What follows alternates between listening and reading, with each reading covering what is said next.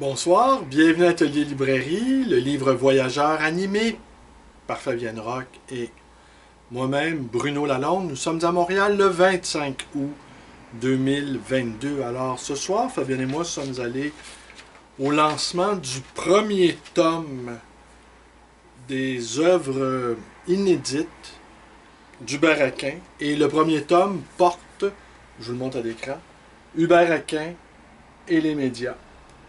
Et c'est un vaste projet anthologique, vous disais-je, en 3 tomes. Et ça a été colligé, argumenté par Nino Gabrielli. Alors ça fait plusieurs années que Nino Gabrielli travaille là-dessus. C'est une somme qui va rester. C'est un beau lancement. J'y ai retrouvé un certain nombre de mes camarades indépendantistes. En fait, une partie importante de l'intelligentsia indépendantiste s'était donné rendez-vous à la Société Saint-Jean-Baptiste sur la rue Sherbrooke à Montréal. Alors oui, Hubert Aquin et les médias, volume 1, 1949-1962. Et en fait, tous ces textes sont inédits, ce sont des scénarios, des documentaires, des entrevues qu'il a fait avec des écrivains ou qu'il a lui-même accordé.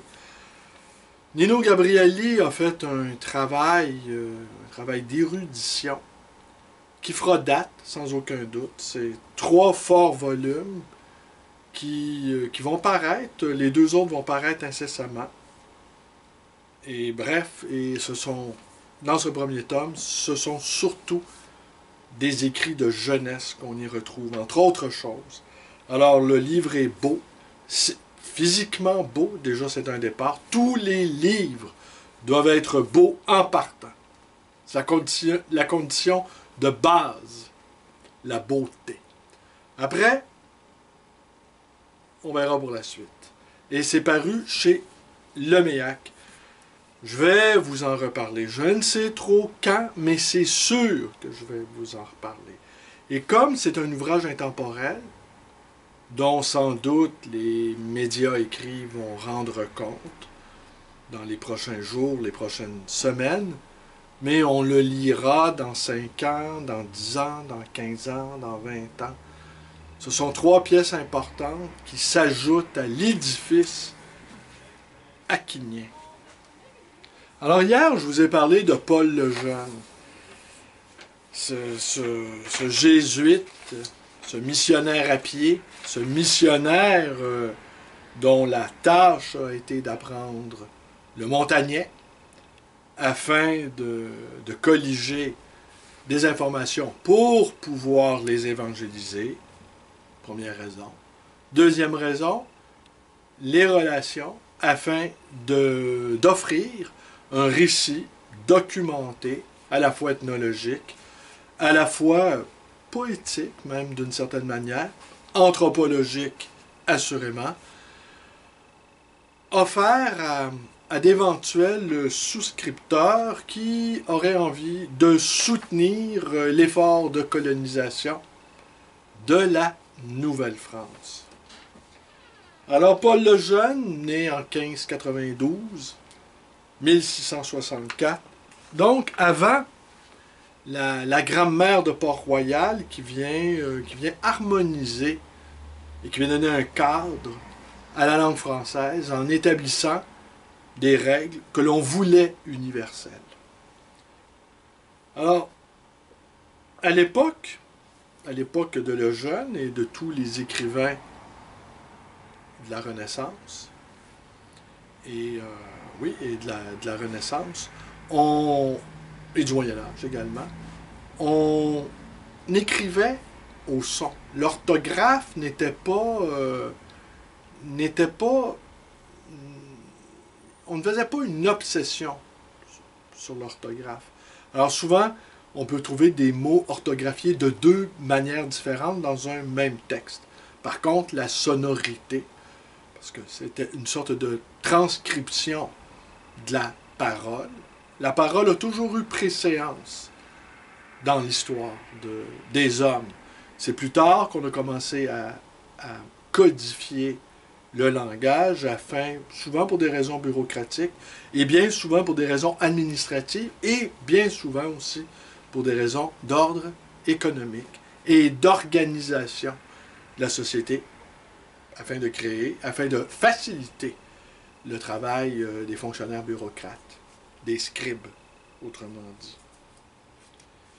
Alors, je ne sais si je vais peut-être vous lire un premier paragraphe dans la langue d'origine, ce vieux français.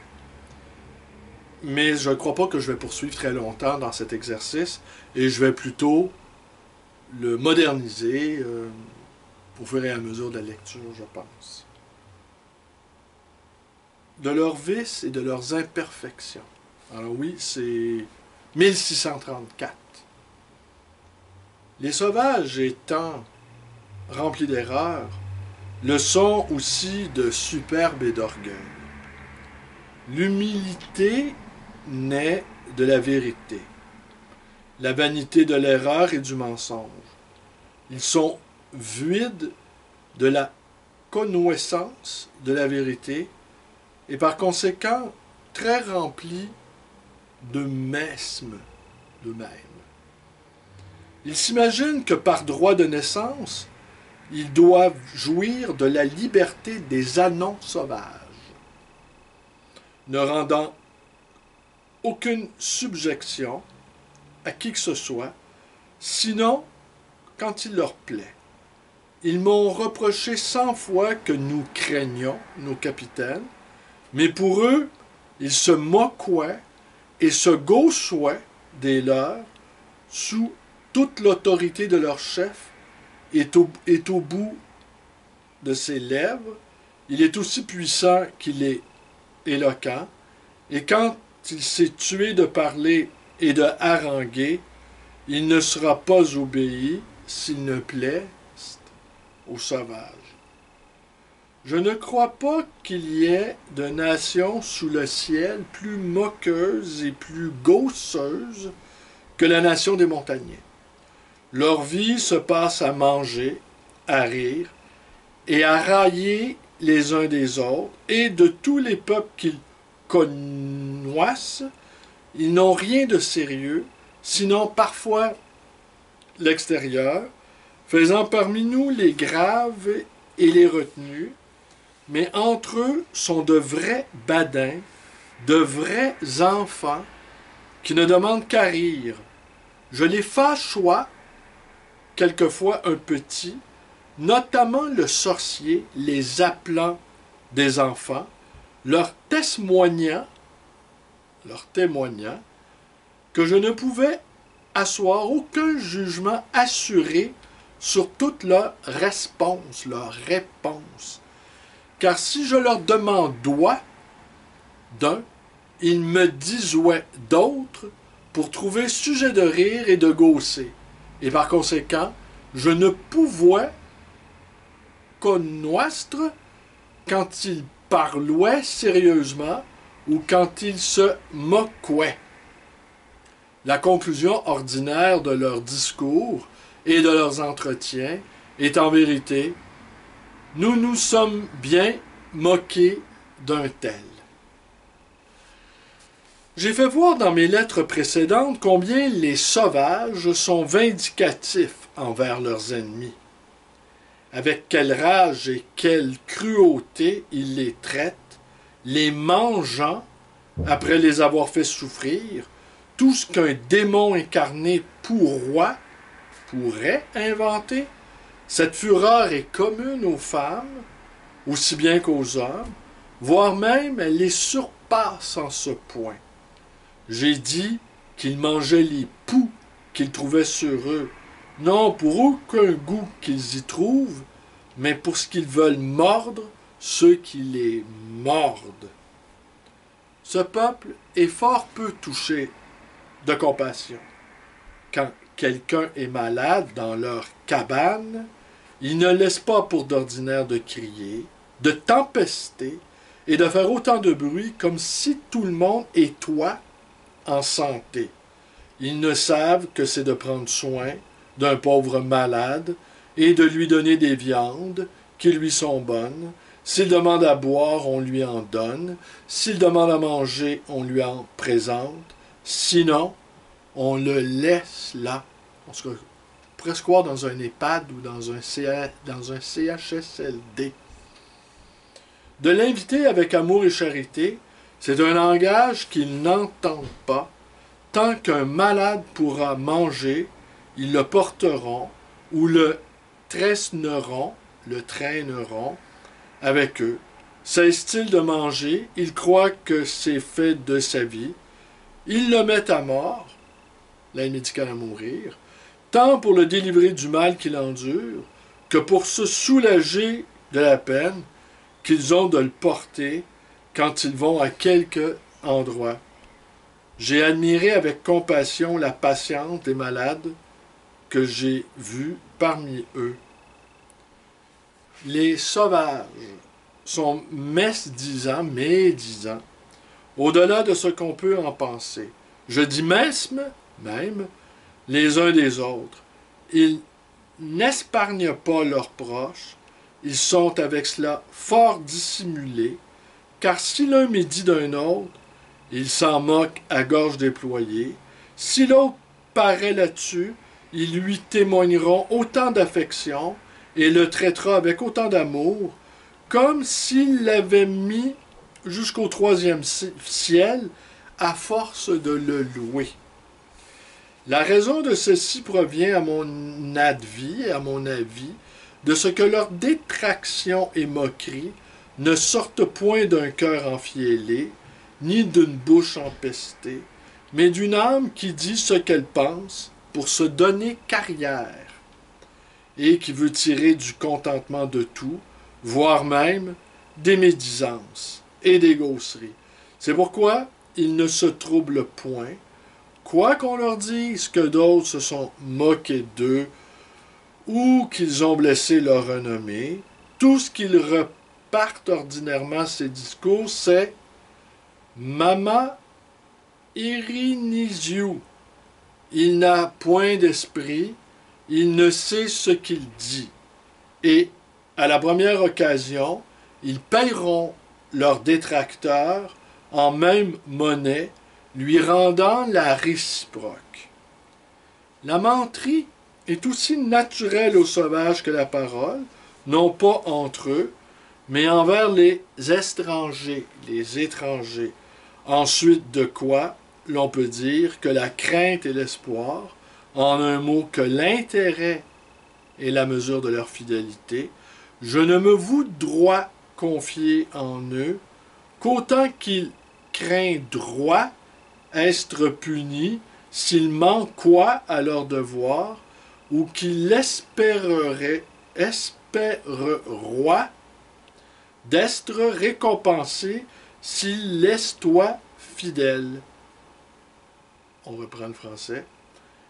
Ils ne savent aimer et aimer avec constance, notamment ceux qui ne sont pas de leur nation, car ils sont de bons accords parmi eux, et leur médisance et raillerie n'altèrent point leur paix et leur bonne intelligence.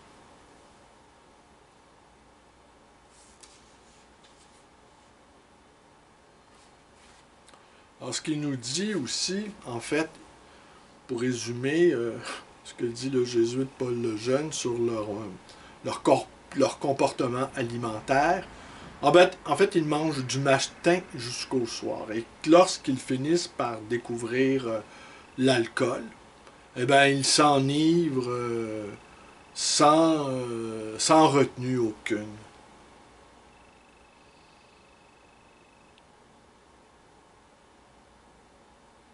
Au commencement que je fus avec eux, je voulus introduire la coutume de prier Dieu devant que de manger, et de fait, je donnais la bénédiction quand il le voulait faire.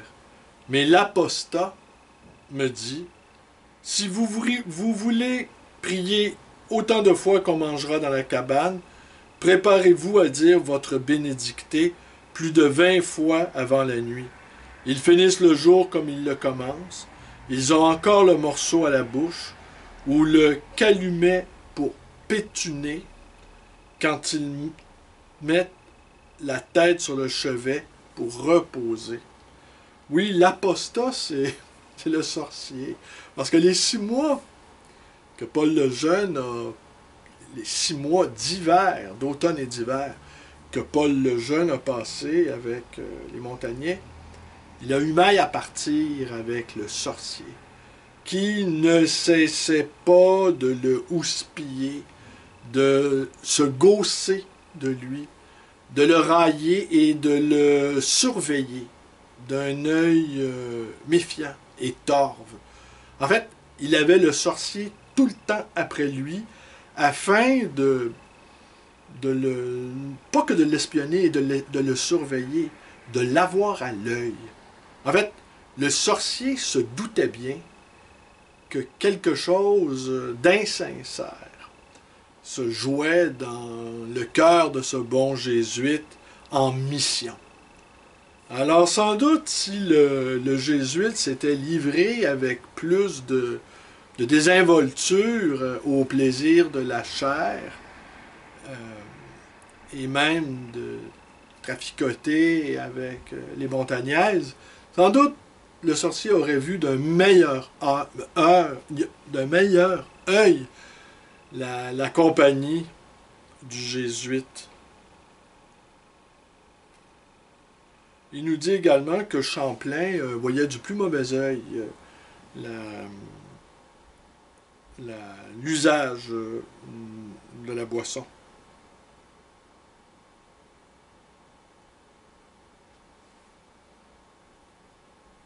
Alors ici, il est vrai que si l'impudique sorcier ne fût pas venu dans la cabane où j'étais, j'avais gagné cela sur mes gens, qu'aucun n'osait parler des choses des honnêtes, malhonnêtes, en ma présence.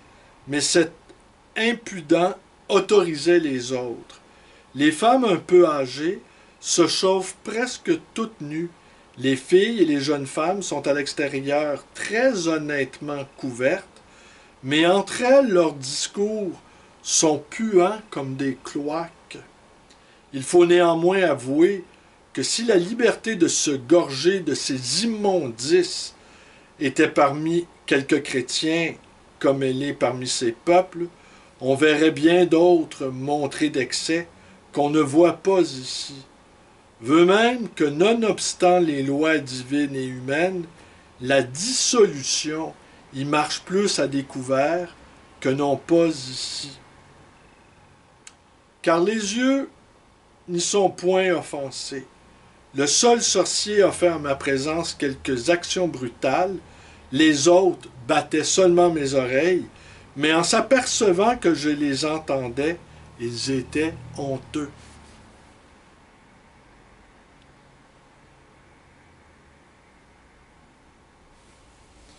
Le sorcier, me disant un jour que les femmes l'aimaient, car au dire des sauvages, c'est son génie que de se faire aimer de ce sexe.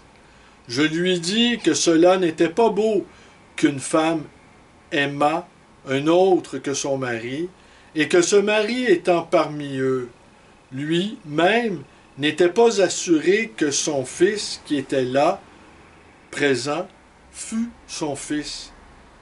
Il me repartit. Tu n'as point d'esprit. Vous autres, François, vous n'aimez que vos propres enfants. Mais nous chérissons universellement tous les enfants de notre nation. Je me mis à rire, voyant qu'il philosophoit en cheval et en mulet.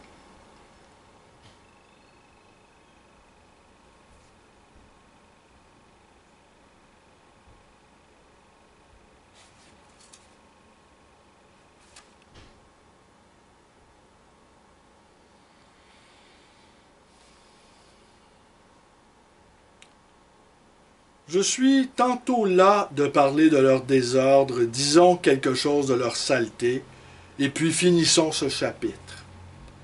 Ils sont sales en leurs habits, en leur posture, en leur demeure, et en leur manger. Et cependant, il n'y a aucune incivilité parmi eux, car tout ce qui donne du contentement au sens passe pour être honnête. J'ai dit qu'ils sont sales en leur demeure. L'advenu de leur cabane est une grange à pourceaux. Jamais ils ne bâillent leur maison. Ils la tapissent au commencement de branches de pin. Mais au troisième jour, ces branches sont pleines de poils, de plumes, de cheveux, dis-je, de coupeaux, de raclures de bois, et cependant ils n'ont point d'autres sièges, ni d'autres lictes pour se coucher, d'où l'on peut voir de quelle saleté peuvent être chargés leurs habits. Vrai est que ces ordures et saletés ne paraissent pas, tant dessus leurs robes que dessus les nôtres. Alors il nous dit plus loin que jamais il ne se lave les mains.